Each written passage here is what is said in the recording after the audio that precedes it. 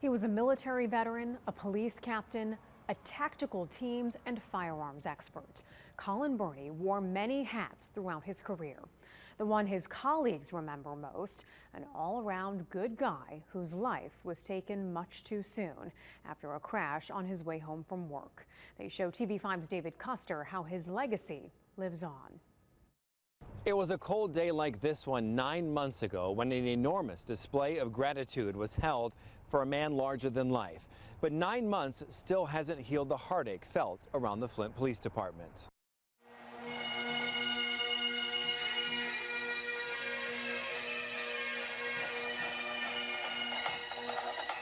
Outstanding leader.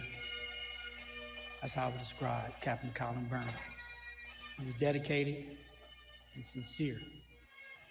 You can't replace a Collin Birnie. My dad was larger than life. He was huge. His presence, his energy was so big. His shoes won't be filled. Enthusiastic, full of laughter, integrity. He was known statewide. This man of steel with a fierce dedication to the art of peacekeeping also had a soft side. Nothing but a great guy and, got along with everybody.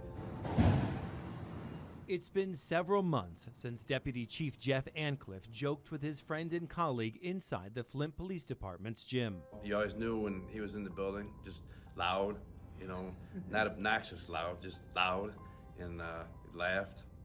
He's always laughing, you hear him laughing. Now Ancliffe laughs alone.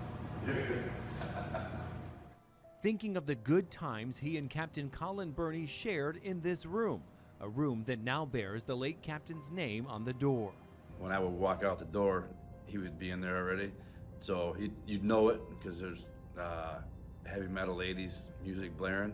And, if he didn't see me, I'd bang down the door and give him a little fist pump, and he'd just smile and laughing back. Ancliffe had no idea that February 4th would be the last time Captain Birnie would smile back through that gym door.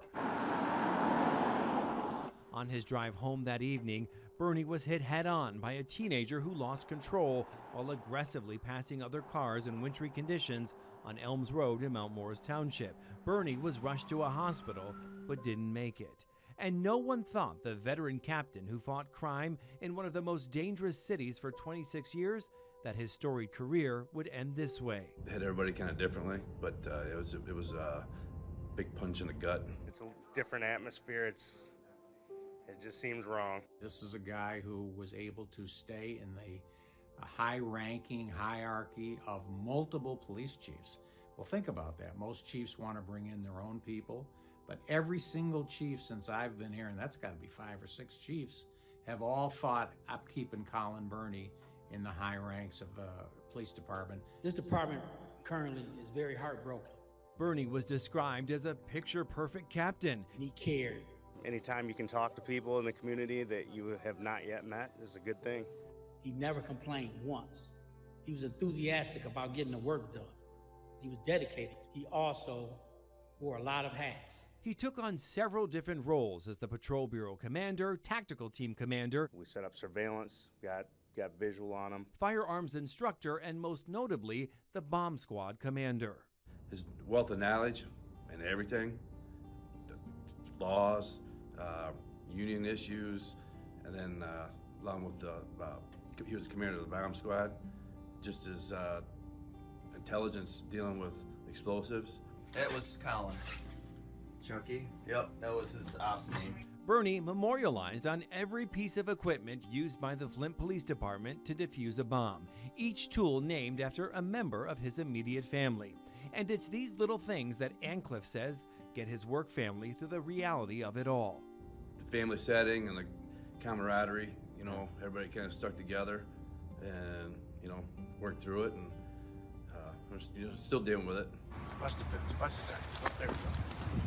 Simple things make Ancliffe think of his buddy Birnie every single day, like playing fetch with his canine Elvis, because Birnie loved all the department's dogs. Oh my God, didn't it? Oh.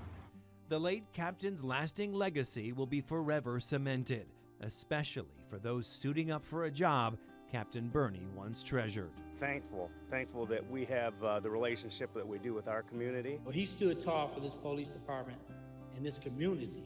Birnie loved his job, you know, and he enjoyed it.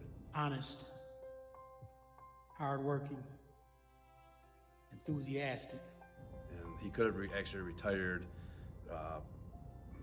4 or 5 months prior. He was committed to the mission of the police department. And he's, you know, stuck around just, you know, because he liked the job and some things he wanted to see completed here at the police department. I miss him greatly. I mean, I don't have somebody I can pick up the phone and call like I had Collin. That's a void that's never going to be filled.